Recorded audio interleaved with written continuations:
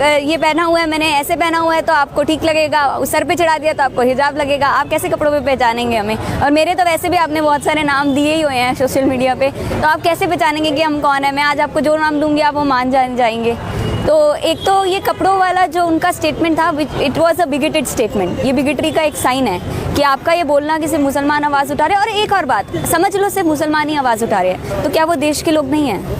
भारतीय अगर आवाज़ उठाते हैं तो उसमें आप ये देखोगे कि क्या वो कौन से जाति से आते हैं, कौन से धर्म से आते हैं, कौन से जेंडर से आते हैं। अगर ट्रांसजेंडर आवाज़ उठा रहे हैं, महिलाएं आवाज़ उठा रही है, तो तुम फिर देखोगे क्या उनकी लेजिटिमेसी कम है? मेरे ख्याल तो अभी तक हमारे देश में सब इक्वल है, तो सबकी आवाज़ों का लेजिटिमेसी भी इक्वल ही होना चाहिए ना। तो जो भी आवाज़ उठाए, आपको इससे क्या मतलब है? आप मुद्दे पे बात कीजिए, हवा की बातें मत कीजिए। हवा की बातें हम 6 साल से सुन रहे हैं। मेरा असली नाम तो स्वाति है, जब से मैं पैदा हुई हूँ वही रखा हुआ है, पर मुझे पता नहीं, मैंने महाराष्ट्र का एक देखा था फेक न्यूज़, उन्होंने मुझे कोई बांग्लादेशी इमिग्रेंट बोला था, किसी ने मुझे कश्मीरी मुस्लिम बोला था, किसी ने सबिया खान बोला था। आप मुझे कोई भी नाम दे दो चलेगा, मैं भारतीय हूँ तब तक चलेगा, और नाम से कुछ बदलने वाला नहीं है, लेजिटिमेसी बदलने नहीं वाली है। और अगर आप नाम बदल के ये समझ रहे हैं कि लेजिटिमेसी चेंज होगी, तो आप प्रूफ करते हैं कि आप अलग अलग जाति और धर्म के लोगों को किस तरह अलग तरीके से देखते हैं। आज मान लीजिए कि मैं कोई मुसलमान ही होती, मान लीजिए मैं कोई कहीं और से होती, कहीं की होती, अगर मैं कुछ बात कर रही हूँ तो क्या मेरी लेजिटिमेसी मेरे नाम से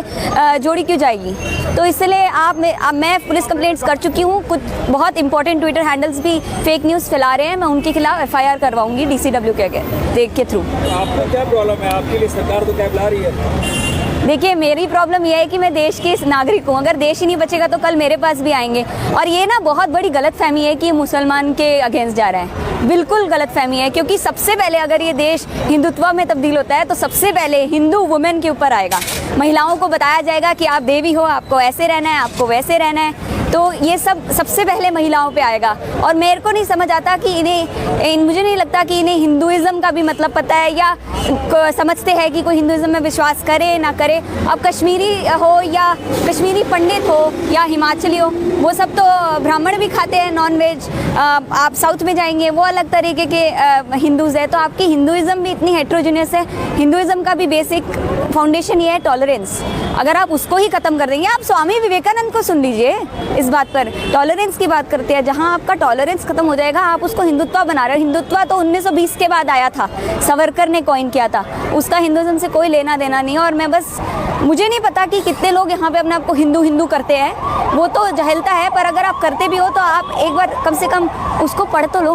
और हैरानी की बात यह है कि मैं अपने आप को कोई बहुत ज़्यादा फेथ से जोड़ना पसंद नहीं करती, लेकिन आपने गीता पढ़ी होगी, या जहाँ पर आपने देखा है कि हमारा पूरा हिंदुइज्म ही महाभारत में कृष्ण को सवाल करते हैं, अर्जुन हर वक्त सवाल करते हैं। तो हमारा जब पूरा का पूरा वर्सेस ही सवाल के ऊपर है कि कृष्ण को पूछता है कि मैं अपने भाइयों पर ही बाण क्यों चलाऊं, वो ये नहीं, कृष्ण ये नहीं कहते कि मैं भगवान हूँ, जो मैंने कहा मान जाओ। कृष्ण जवाब देते हैं, एक लॉजिकल रीजनिंग देते हैं, एंड देन अर्जुन जाते हैं आगे बढ़ते हैं जैसे भी, क्योंकि अर्जुन अपने भगवान से भी क्वेश्चन करता है। तो आपको वहाँ पे क्वेश्चनिंग आता है, तो हम हिंदुइज्म छोड़ो, आप तो भारत में क्वेश्चनिंग को दबा रहे हैं। और आपके ऐसे जो स्लोगन्स है, गोली मारो सालों को, और ये सब प्रो कैब रैलीज में चला रहे हो, is it not incitement to violence?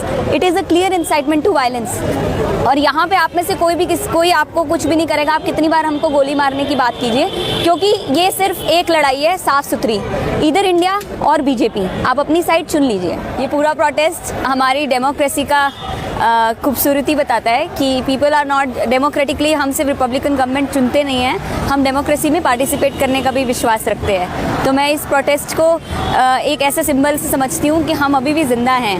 हम सिर्फ किसी एक इंसान के या 2 इंसान के हाथ पर पूरा मुल्क नहीं छोड़ सकते हैं। हम पढ़ते लिखते भी स्टूडेंट्स इसलिए हैं कि हम उसको अप्लाई कर सके अपने देश की भलाई के लिए और देश की डेवलपमेंट के लिए, अच्छे काम के लिए। देश में कुछ बुरा हो तो उसको हम रोक सकें, उसके अगेंस्ट आवाज़ उठा सकें। तो इस प्रोटेस्ट को मैं इस तरह देखती हूँ।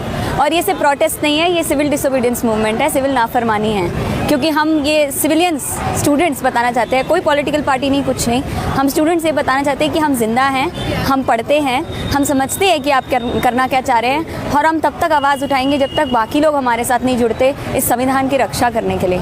कल को गलती से अगर हमें सुप्रीम कोर्ट भी फेल करता है और हमें सुप्रीम कोर्ट भी कहता है कि ये कॉन्स्टिट्यूशनल है या उसको जुडिशियल रिव्यू में पास ऑन कर देता है, तो ये civil disobedience movement boycott movement में कन्वर्ट होएगा, नॉन वायलेंट बॉयकॉट मूवमेंट। क्योंकि गांधी जी के प्रिंसिपल्स जिस तरह हमको आज़ादी दिलाए थे, आज 21वीं सदी में हम फिर से अपने देश के महत्व को समझाने की कोशिश कर रहे हैं। मेरी अपील ये है कि पढ़िए, जो भी, सिर्फ ये एनआरसी सीएए नहीं, जो भी अगली बार ये एनपीआर लेके आएंगे, जो भी बिल, जो भी कदम सरकार उठाती है, कोई भी सरकार हो, बीजेपी हो, कोई भी हो, उसको एक बार पढ़ के देखिए।